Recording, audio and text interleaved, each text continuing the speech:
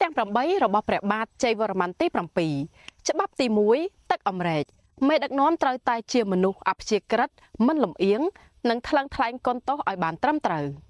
ទី2ភ្នែកខ្លែងមេដឹកនាំត្រូវមានចក្ខុវិស័យវែងឆ្ងាយគិតប្រយោជន៍ជាតិនិងប្រជាជនជាធំច្បាប់ទី3សំញាញ់រាជសីមេដឹកនាំត្រូវធ្វើខ្លួនឲ្យអង្អាចក្លាហានមិនត្រូវបាក់ស្បាតឬចាញ់ប្រៀបបច្ចាមិត្តឡើយទី4សម្ដីអេសូមេដឹកនាំត្រូវពោលពាក្យសម្ដីពិតពាក្យសម្ដីមេដឹកនាំប្រៀបបានទៅនឹងច្បាប់ខុសគឺស្លាប់ត្រូវគឺរស់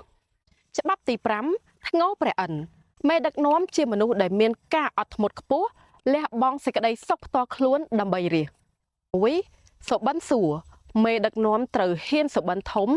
ដឹកនាំរាស្ត្រទៅរកភាពរុងរឿងនិងជឿនលឿនដល់កម្រិតកំពូលតែមេដឹកនាំត្រូវមានភាពវៃឆ្លាត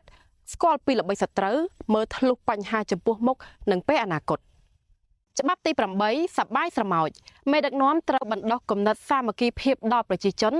ឲ្យពួកគេសប្បាយរីករាយនៅក្នុងការកសាងជាតិនិងស្ម័គ្រស្លាប់ច្បាំងការពារទឹកដីនិងសេចក្តីសុខរបស់ប្រជាពលរដ្ឋ